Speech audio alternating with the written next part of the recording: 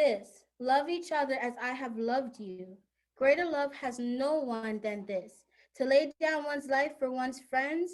You are my friend if you do what I command. I no longer call you servants, because a servant does not know his master's business. Instead, I have called you friends, for everything that I learned from my Father, I have made it known to you. You did not choose me, but I chose you and appointed you so that you might go and bear fruit, fruit that will last, and so that whatever you ask in my name, the Father will give you. This is my command, love each other.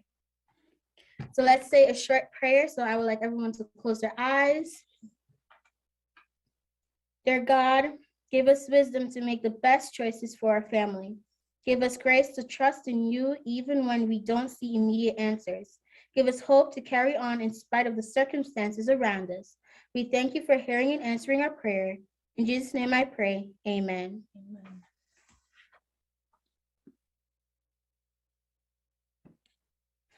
So to begin our Black History Month, we're going to go into the story of Ellen G. White, well, the history of Ellen G. White.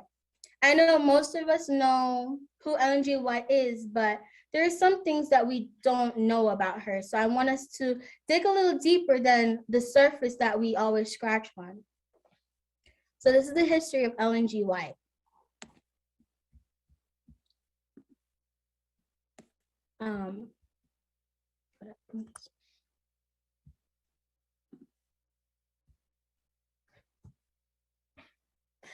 Ellen, with her twin sister Elizabeth, was born let's do a brief history of her first. I'm sorry. Who was Ellen G. White? In brief, she was a woman of remarkable spiritual gifts who lived most of her life during the 19th century. Yet through her writings, she is still making a revolutionary impact on millions of people around the world. During her lifetime, she wrote more than 5,000 periodical articles and 40 books. But today, including complications from her 50,000 pages of manuscripts, more than 100 titles are available in English. She is the most translated woman writer in the entire history of literature and the most translated American author of either gender. The early years. Ellen, with her twin sister Elizabeth, was born November 26, 1827, to Robert and Eunice Harmon. The family lived on a small farm near the village of Gorham, Maine. However, a few years after the birth of the twins, Robert Harmon gave up farming and with his family moved into the city of Portland, about 12 miles east. This will not be the case always. During her childhood, Ellen assisted about the home and helped her father in the manufacture of hats. At the age of 9, while returning home from school one afternoon, she was severely injured in the face by a stone thrown by a classmate. For 3 weeks, she was unconscious, and in the years that followed, she suffered greatly as a result of a serious injury to her nose. In the year 1840, Ellen, with her parents, attended a Methodist camp meeting at Buxton, Maine, and there, at the age of 12, she gave her heart to God.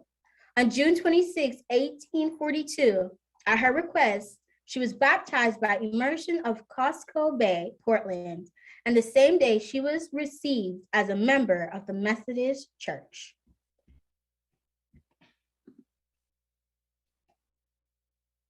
In 1840 and 1842, Helen, with other members of the family, attended Adventist meetings in Portland, accepted the views presented by William Miller and his associates, and confidently looked for Christ's immediate return. Ellen was an earnest missionary worker, seeking to win her youthful friends and doing her part in heralding the Advent message. In keenness of the great disappointment that Jesus did not return to the earth in October 22, 1844, was not lessened by Ellen's youth, and she with others studied the Bible and prayed earnestly for the light and guidance in the succeeding days of perplexity. Helen Armand, one morning, late in December, joined 4 other women in the family, worshipped at home of a fellow believer in South Portland. Heaven seemed near for the praying group, and as the power of God rested on Helen, she witnessed in vision the travels of the Advent people to the city of God. As the 17-year-old girl reluctantly and tremblingly related this vision to the Advent group in Portland, they accepted it as a light from God. In response to the later vision, Ellen traveled with friends and relatives from place to place to relate to the scattered companies of Adventists that which had been revealed to her in the first and in succeeding revelations. Those were not easy days for the Adventists who had been disappointed. Not only did they met scoffing and ridicule from the world at large, but among themselves they were not united, and fantasies of every sort arose in their rank. But God, through revelation, opened up to Ellen Armand the outcoming of some of these fanatical moves, and she was charged with the responsibility of reproving wrong and pointing out error. This work she found difficult to perform. On a trip to Oregonton, Maine, Ellen met a young Adventist preacher, James White, then 23 years of age, as their labors occasionally brought the two together. There sprang up an affection that led to their being united in marriage late in August 1846. During the first few weeks following their marriage, James and Ellen gave earnest study to a 46-page tract published by Joseph Bates in New Bedford, Massachusetts. The tract, entitled Seventh-Day Sabbath, set forth the biblical evidence for the sacredness of seventh day, convinced that were scriptural.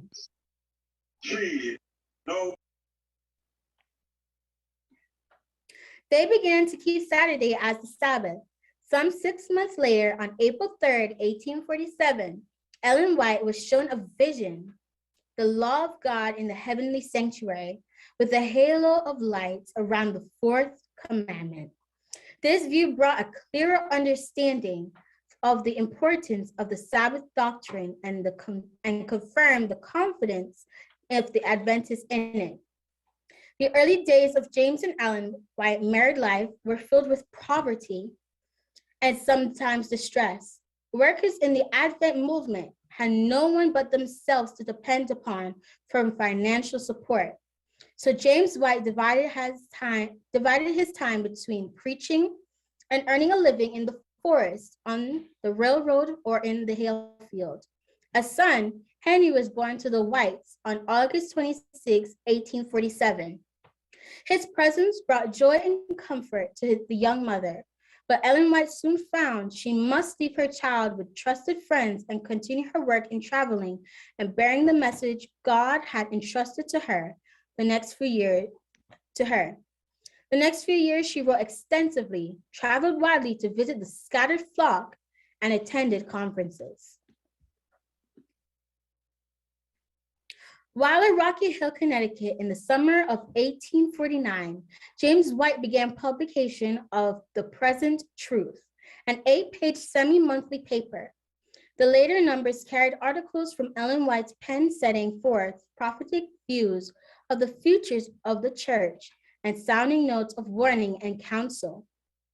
The year 1851 marked the appearance of Mrs. White's first book, a sketch of the Christian experience and views of Ellen G. White. This early document and its supplements are now found on page 11 through 127 of the Book of Early Writings. The days of the beginning of the Review and Herald in 1850, and the Youth Instructor in 1852, the securing of a hand press.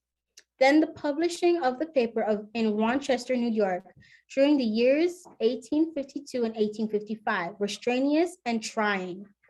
Money was scarce. Sickness and bereavement played their part in bringing distress and discouragement. But there were brighter days ahead. And when in 1855, the Advent believers in Michigan invited the Whites to Battle Creek and promised to build a little printing house, the tide seemed to turn for the better. the move to Battle Creek.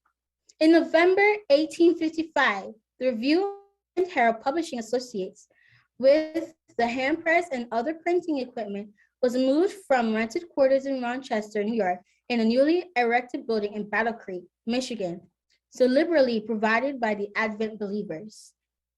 A few days after, Elder and Miss White and those associated with them in the publishing works arrived at Battle Creek. A conference was held to consider plans for spreading the Advent message. At the close of this general meeting, a number of matters of importance to the church at large were revealed to Ellen White. These she wrote out and read to in the Battle Creek Church. The church members recognized that this message would benefit all the groups of believers, so they voted that it should be published. In due time, there came from the re-established press a 16-page tract bearing the title, Testimony for the Church. The first of a series of writings that in 55 years totaled nearly 5,000 pages as published in the 9-volume of Testimonies for the Church. The record for the next few years showed Elder and Mrs. White established the publishing work and church organization, and traveling here and there by train, wagon, and sleigh. It is a record of suffering from severe cold on long trips through sparsely settled country, and of God's special protection from many dangers, and also one of great encouragement as the power of God brought victory into the lives of the Sabbath keepers and success to the work of those who were leading out in advancing the Advent cause. The Great Controversy Vision. At Ohio, funeral service held on a Sunday afternoon in March 1858 in the Lovett Grove Public School, a vision of the ages-long conflict between Christ and his angels and Satan and his angels were given to Miss White. 2 days later, Satan attempted to take her life, that she might not present the others what had been revealed to her. Sustained, however, by God in doing the work entrusted to her, she wrote out a description of the scenes that had been presented to her. And the 219-page book, Spiritual Gifts, Volume 1, The Great Controversy Between Christ and His Angel and Satan and His Angels, was published in the summer of 1858. The volume was well received and highly prized because of its clear picture of the contending forces in the great conflict, touching high points of the struggle, but dealing more fully with the closing scenes of this hurt's history.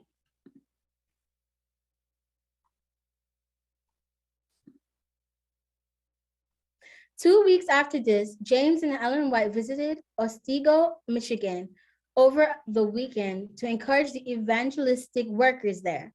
As the group bowed in prayer at the beginning of the Sabbath, Ellen White was given a vision of the relation of physical health to spirituality, of the importance of following right principles in diet and in the care of the body, and of the benefits of nature's remedies, clean air, sunshine, exercise, and pure water. Previous to this vision, little thought or time has been given to the health matters, and several of the overtaxed ministers had been forced to become inactive because of sickness. This force to the becoming inactive, revelation on June 6, 1863, impressed upon the leaders in the newly organized church the importance of health reform. In the months that followed, as the health message was seen to be part of the message of the Seventh-day Adventists, a health educational program was inaugurated. An industry step in this effort was the publishing of 6 pamphlets of 64 pages each, entitled Health or How to Live, compiled by James and Ellen White. An article from Mrs. White was included in each of the pamphlets, and the importance of health reform was greatly impressed upon the early leaders of the church through the untimely death of Henry White at age of 16. The severe illness of Elder James White, which forced him to cease work for 3 years, and through the sufferings of several other ministers. Early in 1866, responding to the instructions given to Ellen White on Christmas Day that Seventh-day Adventists should establish a health institute for the care of the sick and the imparting of health instructions. Plans were laid for the Western Health Reform Institute, which opened in September 1866, while the Whites were in and out of Battle Creek from 1865 to 1868. Elder White's poor physical condition led them to move to a smaller farm near Greenville, Michigan. Away from the pressing duties of the church headquarters, Ellen White had opportunity to write, and she undertook the presentation of the conflict story as it had been shown to her more fully in further revelations. In 1870, The Spirit of Prophecy, Volume 1 was published, carrying the story from the fall of Lucifer in heaven to Solomon's time. Work with this series was broken off, and it was 7 years before the next volume was issued. The work expands. The success of the Seventh-day Adventist camp meetings held in Wisconsin and Michigan in the late 1860s led to broader plans for such endeavors in succeeding years. James White took an active part not only in laying plans for these meetings, but also in attending as many as his pressing administrative duties and failing health could permit. The long periods of overwork during the struggle beginning days of the church, the taxing strain of editorial duties together with responsibilities as president of the General Conference and chairman of several institutional boards took their toll on his health. Ellen White accompanied her husband on his journeys. During her full share of preaching and personal work, and as time permitted, pushed forward with her writing. The winter of 1872 to 1873 founded the pair in California in the interest of strengthening church projects on the Pacific coast. This was the first of several extended Western sojourns during the next 7 years. An important vision was given to Ellen White on April 1st, 1874, while in the West, at which time was opened up to her marvelous way in which the denomination worked, was to broaden and develop not only in the Western states, but overseas. A few weeks later, tent meetings were opened in Oakland, California, and in connections with the public effort, Elder White began the magazine Signs of the Times. Battle Creek College. In the fall of 1874, the Whites were back in Michigan, assisting with the Biblical Institute, leading out in Sabbath service, and taking a prominent part in the dedication of Battle Creek College on January 4th, 1875. As Ellen White stood before the group who had gathered from a number of states to dedicate this, the denomination's first educational institution, she related what had been shown to her the day before in a vision. The picture she presented of the international work that must be accomplished by Seventh-day Adventists impressed the assembled workers and believers with the importance and need of the college. Among other things, she told of having been shown print presses operating in other lands, and in a well-organized work, they're developing in vast world territories that Seventh-day Adventists up to the time had never thought of entering. During the next few years, which of Miss White's time was occupied in writing that part of the conflicting story dealing with the life of Christ and the work of the apostles. This appeared in volumes 2 and 3 of the Spirit Prophecies in 1877 and 1878. Elder White was busily engaged in establishing the Pacific Press in Oakland, California, and in raising money to enlarge the Battle Creek Sanitarium and to build the tabernacle in Battle Creek. When the Whites visited the new health institution near St. Helens, California, early in 1878, Ellen White exclaimed that she had seen those buildings and surroundings in the vision shown to her of the broadening work on the West Coast. This was the third Pacific Coast enterprise she has seen in the 1874 vision. The others began the Signs of Times and the Pacific Press. During the camp meeting season of late 1870s, Ellen White addressed many large audiences, the largest being the Sunday afternoon congregation at Groveland, Massachusetts, late in August 1877, at which 2,000 people heard her speak on the broadened aspect of Christianity temperance. Her travels and labors during the period took her east and west and into the Pacific Northwest. She wrote incessantly, attending general conference sessions, filled speaking appointments at camp meetings and in churches, appeared before temperance groups, and even filled appointments in town squares and state prisons. Elder White, failing health, led to a trip into Texas for the winter of 1878 and 1879. It was there that Arthur Daniels, who in later years served as president of the General Conference, and his wife Mary joined the White family, the youthful author as Elder White's companion and nurse, and Mary as cook and housekeeper. The death of James White. There were periods during the next 2 years that Elder White was in reasonable health and able to continue with his work, but his long years of mental and physical overwork and diminishing his life forces. He died in Battle Creek on August 6, 1881. Standing at the side of her husband's casket at the funeral service, Ellen White pledged herself to press on in the work that had been entrusted to her. Soon, Ellen White was again on the Pacific Coast earnestly engaged in writing the fourth and last volume of the Spirit of Prophecy series. When it came from the press in 1884, the book was well received. An illustrated edition for house-to-house sales was published, carrying the title, The Great Controversy Between Christ and His Angels, and Satan and His Angels, and within 3 years, 50,000 copies were sold. Ellen White visits Europe. For some time, the General Conference had been asking Mrs. White and her son, W.C. White, or Willie White, to visit the European missions. As she prepared for the journey, it seemed to those close to her that her physical conditions would make the trip impossible. Obedient, however, to what seemed duty, she embarked on the journey, was given the necessary health, and spent the time from the fall of 1885 to the summer of 1887 in the European countries.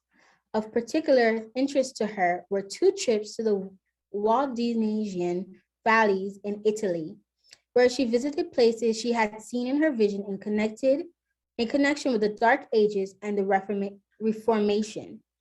Both in Basel, Switzerland, and Christiania, now Oslo, Norway, Ellen White recognized the printing presses as those shown to her in the vision of January 3rd, 1875, meant much in the establishment of right policies and plans. The Great Controversy and Patriots of Prophets. Because the Spirit of Prophecy, Volume 4, was called for in the European languages, Ellen White felt she must write out more fully the controversy scenes involving places in Europe. The result was the book known today as The Great Controversy, first published in 1888. Back again in the United States, Ellen White attended the General Conference session of 1888 in Minneapolis, Minnesota. In the following months, she traveled and preached, seeking to unify the church on the doctrine of righteousness by faith. During this same period, she worked on Patriots and Prophets, which appeared in the year 1890.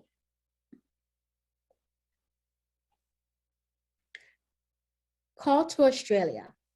At the General Conference session of 1891, Miss White was presented with an urgent call to visit Australia to give counsel and assist in church work in that pioneer region. Responding to this appeal, she reached Australia in December 1891. accompanied by her son, Elder W.C. White, and several of her assistants. Her presence in Australia was much appreciated by the new believers, and her message of counsel regarding the developing work contributed much firmly establishing interest in this southern continent. Not long after her arrival, Ellen White clearly saw the urgent need for an institution of learning in Australia, that Seventh-day Adventist youth might be educated in a Christian environment, and thus workers be trained for service at a strong service at home and in the island fields. In response to her many strong appeals, a Bible school was opened in the city of Melbourne, Australia in 1892. The school operated in rented quarters for 2 years, but during this time, earnest written and oral appeals from Mrs. White pointed out that God's plan called for the school to be located in a rural environment. The Avondale School. When God clearly indicated his approval of the property, the Avondale estate was secured. Then, to give encouragement to those in this pioneer enterprise, Miss White purchased a good-sized lot nearby and made her home near the new school. This school, God indicated, was to be a pattern of what Adventist educational work should be, in order that the developing work in Australia might be properly administrated. In 1894, the territory was organized into a union conference, the first union conference in the Seventh-day Adventist history. One who had a part in this administrative work in a newly organized union conference was Elder A.G. Daniels, who with his wife had been sent to the New Zealand in 1886 as a missionary. His association with Mrs. White and his adherence at her councils as he met the growing administrative problems of the field, helping to prepare him for the greater work entrusted to him when, after the General Conference session of 1901, he was chosen president of the General Conference. Medical work begun. As soon as the educational work was well begun at Avondale, appeals were made for establishing a medical missionary program. To this, Ellen White not only gave strong moral support, but contributed liberally of all her limited means to help make a sanitarium possible. In fact, almost every church built and every line of endeavor inaugurated during the 9 years of Mrs. White's residency in Australia benefited from her financial encouragement.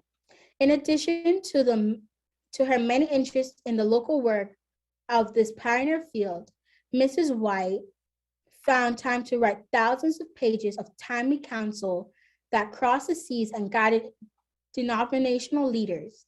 She also furnished articles weekly for the Review, Science, and Instructor. This heavy program greatly delayed her book work, and it was not until 1898 The Desire of Ages was brought to completion and made its appearance.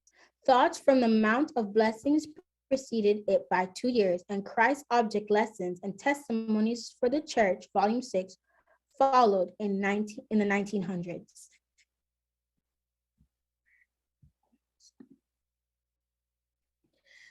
African-American outreach. In 1891, Ellen White appealed to church leaders to begin educational and evangelistic work on behalf of the Black race in America's South. 3 years later, one of her sons, James Edson White, built a Mississippi River steamboat and used it for about a decade as a floating mission for Blacks in Mississippi and Tennessee.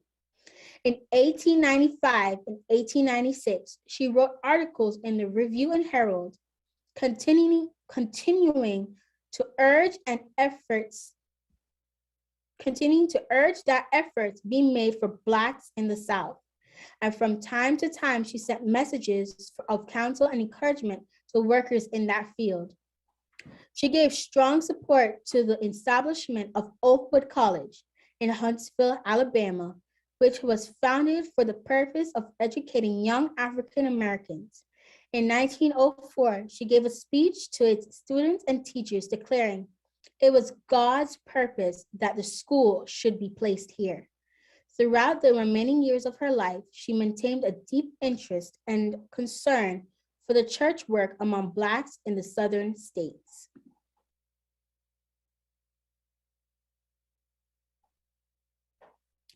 One day in the 1900s, Ellen White surprised her family and associate workers by telling them that divine instruction had come to her in the night and that she must return to America.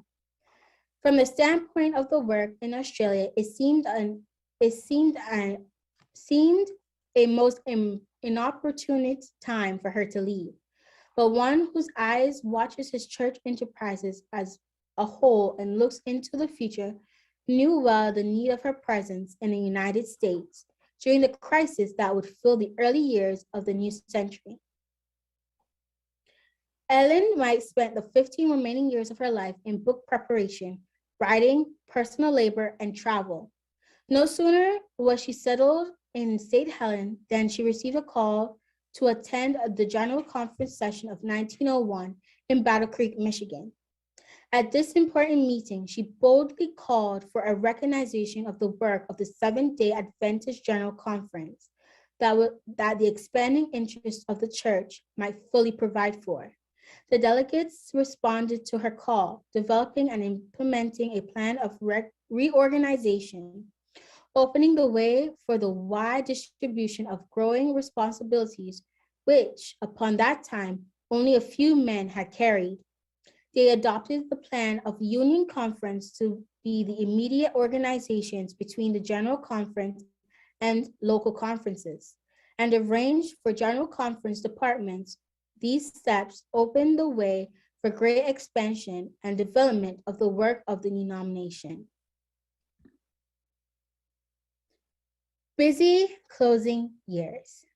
Late in 1905, the Ministry of Healing, a book dealing with the healing of body, mind, and soul, came from the press.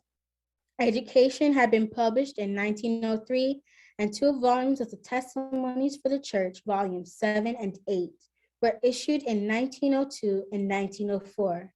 Respectively, during her stay in Washington, Ms. White encouraged church workers in Southern California to secure property for a sanitarium in Loma Linda, and she called for the opening of medical missionary educational work on the Pacific Coast. During the next few years, Ellen White frequently interrupted her book work for trips in Loma Linda to encourage the workers there, and to the Paradise Valley Sanitarium near San Diego, which she helped establish in 1903. At age 81, Mrs. White traveled again to Washington, attending the General Conference session in 1909. At the conference, she spoke a number of times in a clear, firm voice. After this meeting, in fulfillment of long-felt desire in her heart, she visited her old home city in Portland, Maine. There she began to bore her testimony in that historic place where her work had its beginning 65 years earlier. This was her last trip to the Eastern States, and it made a lasting and vivid impression of the many Seventh-day Adventists who had heard her speak or who met her at the General Conference session. Realizing that her remaining days were few, when Ellen White returned to Alms Heaven, she intensified her efforts to bring out a number of books presenting essential instructions to the church. Testimonies for the Church, Volume 9, was published in 1909. In 1911, the Acts of the Apostles appeared. In 1913, counsels to parents and teachers were issued. And in 1914, the manuscript for gospel workers was finished and sent to the press. The closing active months of Mrs. White's life were devoted to the books, Prophets and Kings. The life of Ellen White ended July 16, 1915, at the age of 87 years.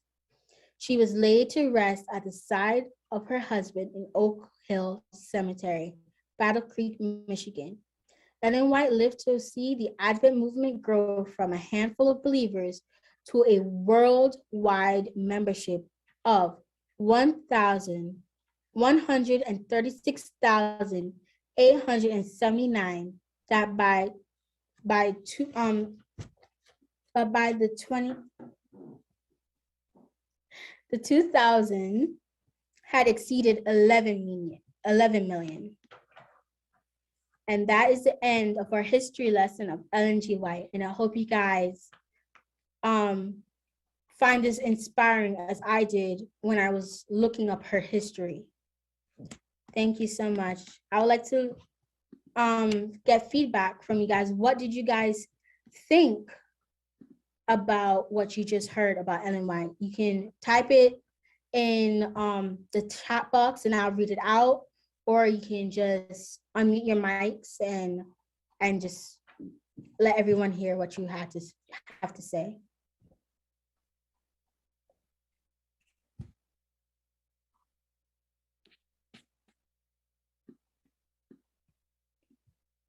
Anyone?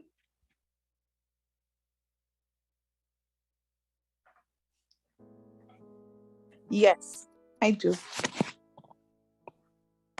Are you hearing me? Yes, I can hear you, Sister Melody. Okay. I was typing in the chat, but then because you said anyone, I said, okay, let me just say it then. I like the passion that she had for education, and especially her children. When they made that floaty and helped with missionary work for Blacks in terms of escaping the South.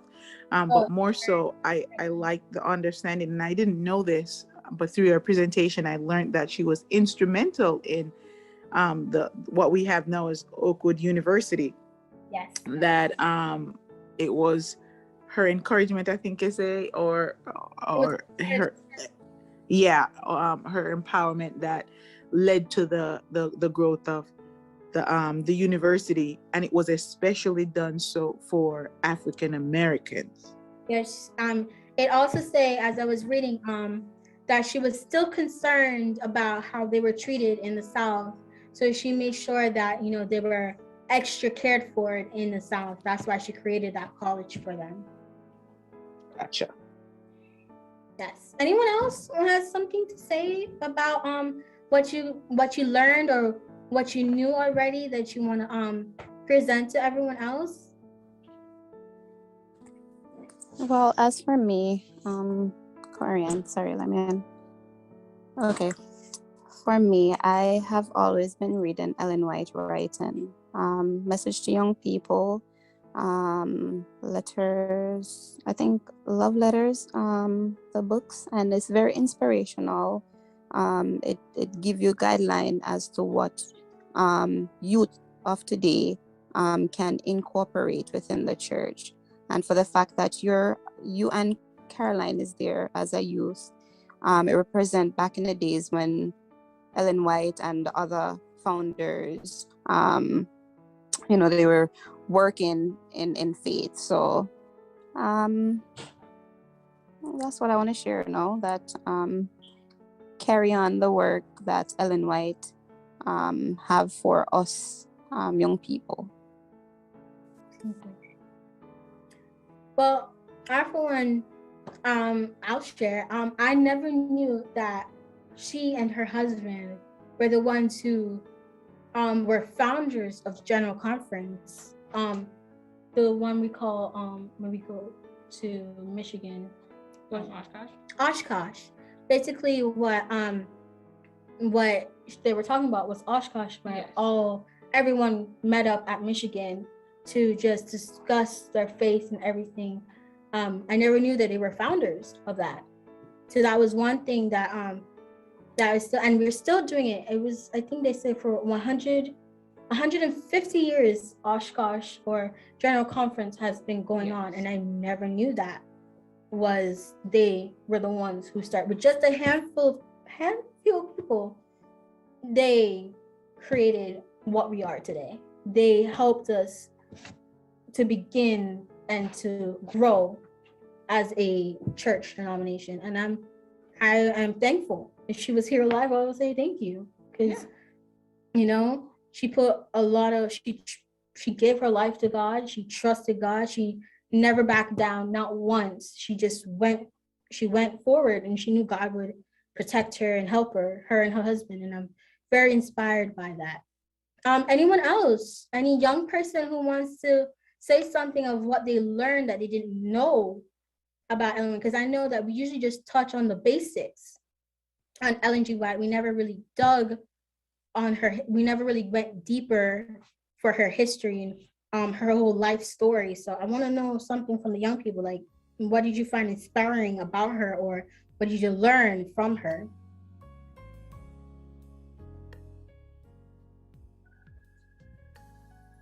Peyton, do you I see your little name tag. So did you learn something? I would like to just say something. Oh, of course, Elder Archer, go ahead. It is that I am inspired by the effort made to let everyone know the source. So often there are misguided statements about Ellen White. Yeah. And it is because people did not read. And if you didn't read, then you cannot know. You only repeat what probably somebody tells you. Exactly, yes. But when you read it, you can see clearly the development of the whole history of the Advent Church. It was not developed by Ellen White, but she was a guiding force with the church from its inception. And because the guiding force she gave was so strong and so clear as directed by God, she's always referred to as the one who is the foundation and the backbone of the Adventist church. So that we can clearly see from all the information that she was God inspired, and that all that she wrote was from what God showed her. And thus the church was able to get a guiding light. And when we come to understand that, then we can all state what she says with clarity and with certainty, that her utterances were utterances from God. And don't be afraid to express it. You know, many of us in the world today, you hear people express very freely what Sigmund Freud said, or what Charles Darwin said. But sometimes, like we are afraid to say what Ellen White said. And in the short sense of our religious background and understanding what has taken place, then we can clearly say, Ellen White said it because God told her so. And therefore, it is authentic. That's my little piece. Thank you, Elder Archer. Anyone else would like to say something before we close? Anyone else? No? Okay. Well, oh. Did someone? No? Well, okay. I learned that Ellen G. White was a twin. Yes, that's good thinking. I never knew she had a twin either. Or did you know she has 8 siblings? No. Yeah, she has 8 siblings, and she and her twin were the last of the 8 before they moved to Portland. So that's something I never knew that either, Peyton. That shocked me as well. You want to add anything else, Peyton?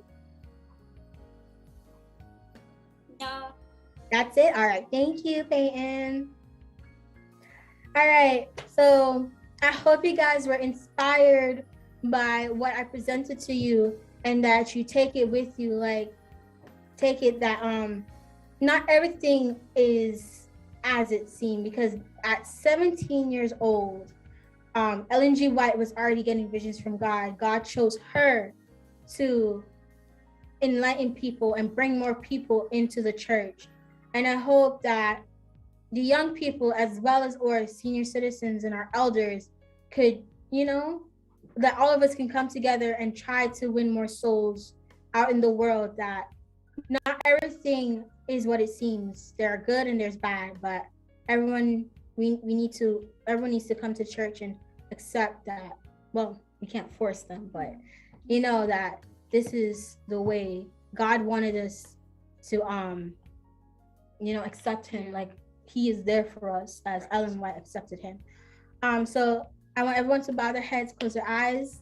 This is a prayer for encouragement, and I hope everyone was encouraged by this presentation and has the strength as Ellen G. White and her husband, as well as her kids. Dear God, please give the strength when I am weak, love when I feel forsaken, courage when I am afraid, wisdom when I feel foolish, comfort when I am alone, hope when I feel rejected, and peace when I am in turmoil. In Jesus' name I pray, amen. And thank you guys so much for supporting our first AY. I hope that we're making you guys proud, and I'm just so happy that I got to, to be doing something for the church. So I want to thank everyone for supporting me and my team, and I hope you continue to support us and giving us feedback when we need it. Thank you so much. Have a great rest of the evening. Thank you. All right, bye everyone.